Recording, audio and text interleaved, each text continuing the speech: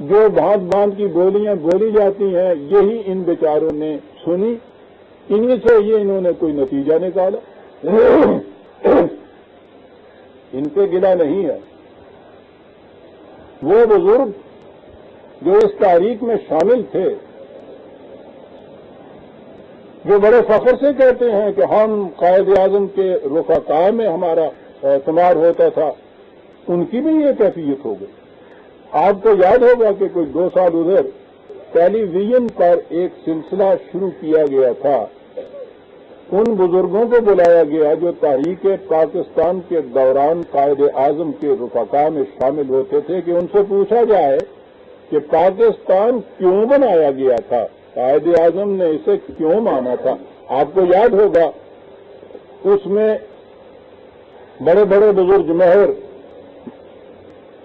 حسین امام صاحب، شاہ عزیز الرحمان بنگال کے راجہ محمود آباد، چودھری خلیق الزمان، یہ لوگ آئے تھے، اور ان سب نے یا تو یہ کہا تھا کہ ہندو کی تنگ نظری تھی، اور یا یہ کہا تھا کہ یہ سارا مسئلہ معاشی اور اقتصادی تھا۔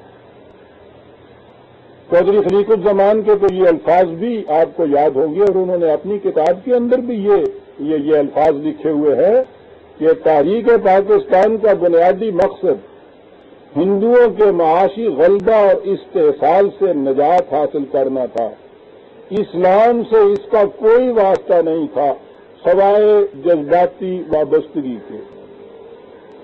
یعنی یہ چونکہ عوام مذہب سے زیادہ وابستہ ہے، اس لیے ایکسپلائٹ کیا گیا تھا عوام کے جذبات کو، دراصل اس کا تعلق اسلام سے نہیں تھا، معاشی استحصال سے نجات حاصل کرنا تھا۔ یہ بات پھر 2 سال پرانی ہے۔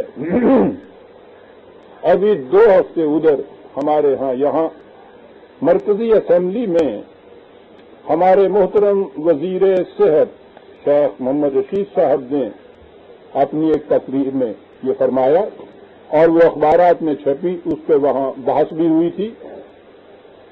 میرے سامنے جسارت کراچی کا 10 مارچ کا یہ کٹنگ ہے۔ انہوں نے اپنی تقریر میں یہ کہا کہ میں مسلم لیگ کا کارکن رہ چکا ہوں اور تحریک پاکستان کے سلسلے میں جیل بھی جا چکا ہوں۔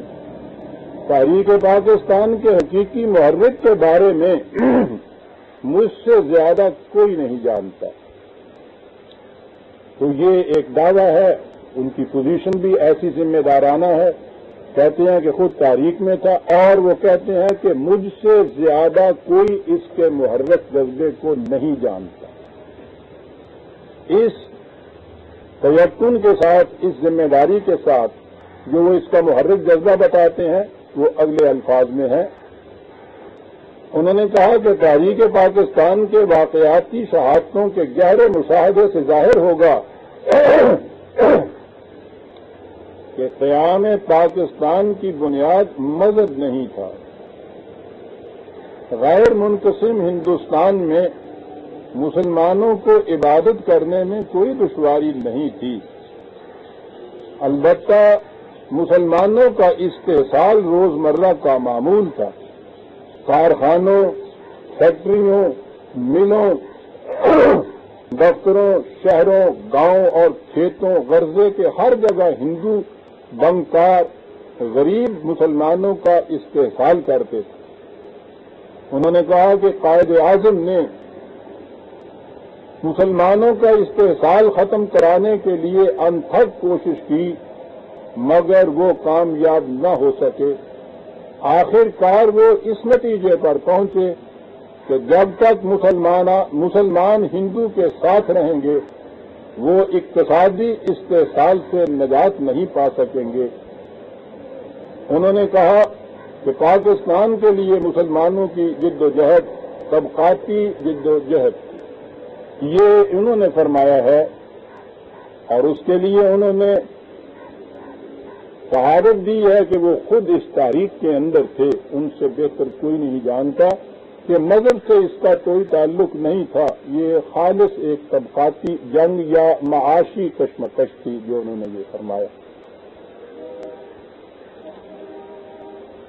ذاتی طور پہ انہوں نے تو کہا ہے کہ ان سے بہتر کوئی نہیں جانتا، میں اپنی ذاتیات کو درمیان میں لانا ہی نہیں چاہتا، ورنہ اتنی چیز تو میں بھی کہہ سکتا تھا کہ 1938 سے یہ طلوع اسلام جاری ہوا ہے، اور اس زمانے سے آج تک بہرحال میری وابستگی اس کے ساتھ ہے، اور اس کی زندہ شہادت طلوع اسلام کا وجود ہے۔ میں جو کچھ عرض کروں گا قائد اعظم کے الفاظ پیش کروں گا، اور وہ نہیں کہ جو فضا کی تہنائیوں میں کہیں تعلیل ہو چکے ہیں، ان کے وہ الفاظ کہ جو تحریر میں موجود ہیں، ان کی تقریروں کے اندر محفوظ ہیں اور ہر جگہ مل سکتے ہیں۔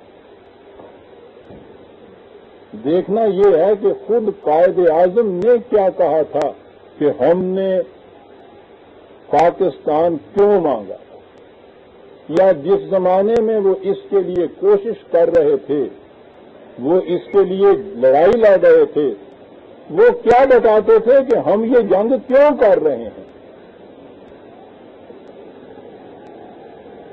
1937 میں انہوں نے عملی طور پر اس مطالبے کو پیش کیا، اور 47 تک وہ برابر اس کے لیے مصروف جد و جہد رہے۔ اس کے بعد یہاں آ کے بھی قریب ایک سال سے کچھ ماہ بعد وہ زندہ بھی رہے۔ سوال یہ ہے کہ اس دوران میں قائد اعظم نے خود کیا کہا تھا۔ یہی ہے وہ چیز جس کے لیے کہ میں نے آپ احباب کو آج زحمت دی ہے، اور ہم یہ اکٹھے ہوئے ہیں، اور میں سمجھتا ہوں کہ اس سے بہتر موضوع ہو نہیں سکتا 23 مارچ 1940 کا کہ ہم نے پاکستان کا مطالبہ کیوں کیا۔ جیسا کہ آپ کو معلوم ہے، پاکستان کا تصور علامہ اقبال علیہ الرحمہ نے 1930 میں الہ آباد کے مقام پر مسلم لیگ کے سالانہ اجلاس کی صدارت کے خطبہ صدارت میں پیش کیا۔ وہ خطبہ صدارت ان کا محفوظ موجود ہے۔ اس میں انہوں نے فرمایا تھا کہ ہندوستان دنیا بھر میں سب سے بڑا اسلامی ملک ہے۔ اس ملک میں اسلام بحیثیت ایک تمدنی قوت کے اسی صورت میں زندہ رہ سکتا ہے کہ اسے ایک علاقہ میں مرکوز کر دیا جائے۔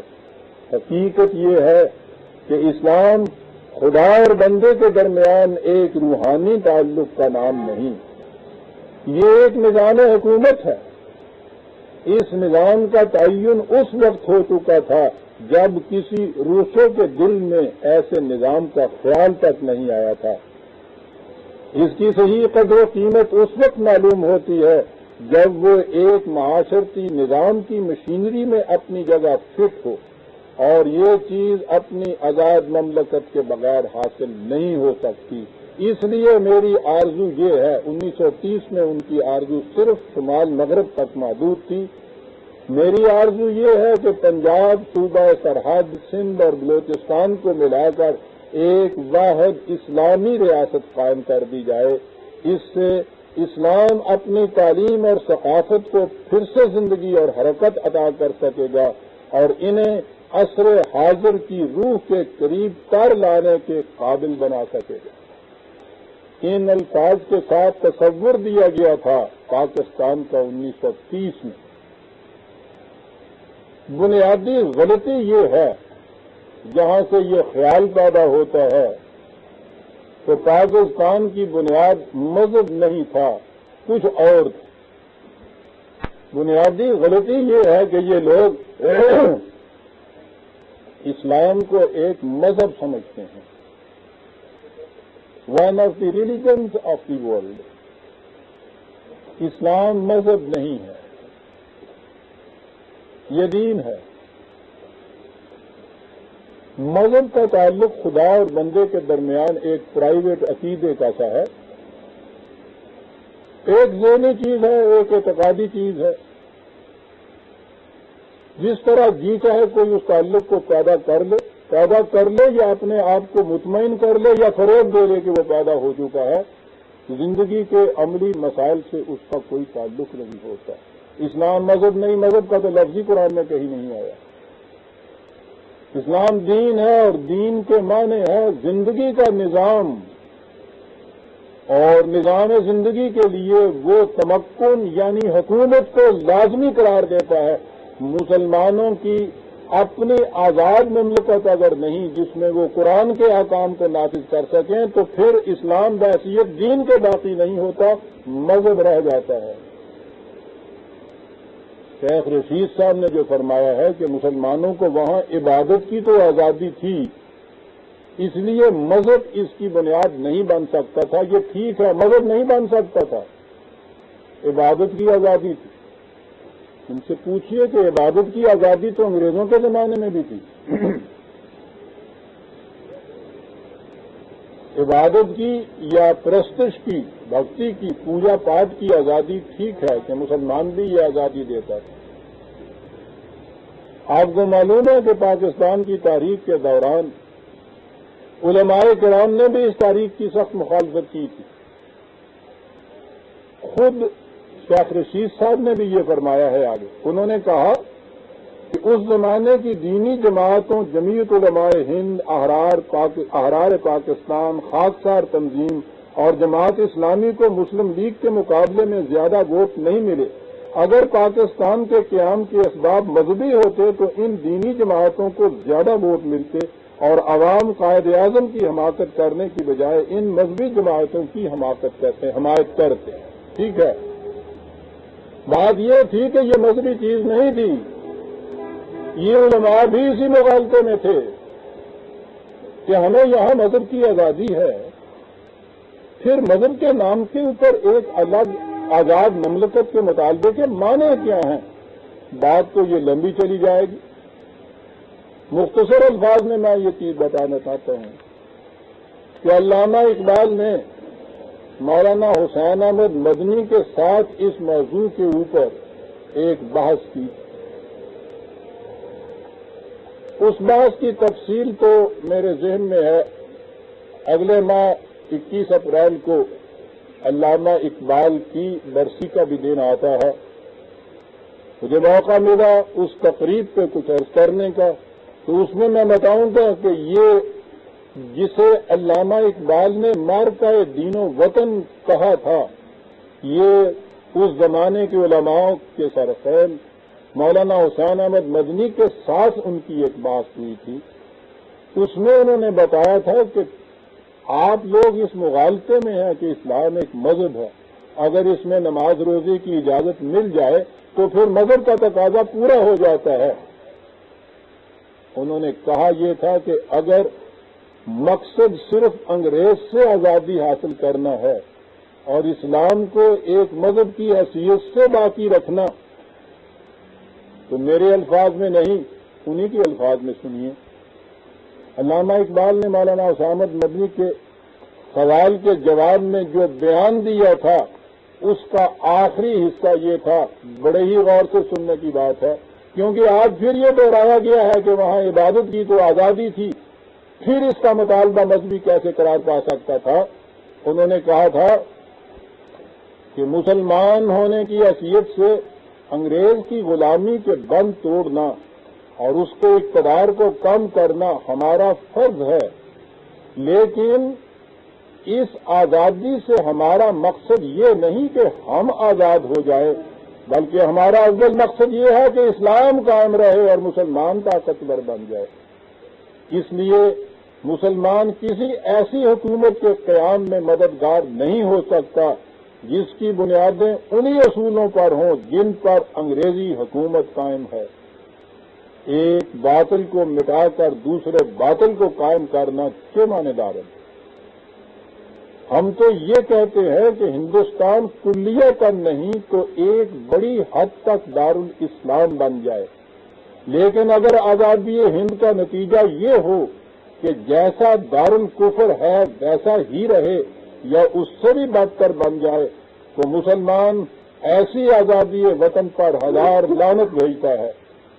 ایسی آزادی کی راہ میں لکھنا، بولنا، روپیہ صرف کرنا، لاٹھیاں کھانا، جیل جانا، گولی کا نشانہ بننا، سب کچھ حرام اور قطعی حرام سمجھتا ہے۔ یہ جنگ آزادی اسی صورت میں ہو سکتی ہے کہ اسلام کی آزادی کے لیے یہ جنگ لڑی جائے۔ اور اسی حقیقت کو انہوں نے اپنے ایک شعر میں نہایت حسین انداز میں ادا کیا تھا کہ ملا کو جو ہے ہند میں سجدے کی اجازت نادان سمجھتا ہے کہ اسلام ہے آزاد. سجدے کی آزادی اور اسلام کی آزادی دو الگ الگ تصور تھے، اور یہ تصور ملا کے ذہن میں نہیں آتا تھا. ان کے نزدیک اسلام مذہبی ہے، اور نماز روزے کی آزادی اگر مل جائے تو پھر اسلام کا مطالبہ یا تقاضا پورا ہو جاتا ہے. یہ تھی وہ چیز جس بنیاد پر تصور پاکستان کا پیش کیا گیا تھا. اب یہ چیز لیجیے عزیزان مان کہ قائد اعظم نے اس کے بعد اس تصور کے متعلق کیا کہا. جیسا کہ میں نے ابھی عرض کیا ہے، 23 مارچ 1940 کو اسی لاہور میں یہ منٹو اقبال پارک جو اس زمانے میں منٹو پارک کہلاتا تھا، اس مقام پر جہاں اب یادگار پاکستان کا مینار نصب ہے، اس پنڈال میں اس 23 سے قائد اعظم نے اپنا خطبہ صدارت دیا تھا. تو گویا پاکستان بطور ایک نصب العین کے جب مسلمانوں نے اس کا اظہار عزیمت کیا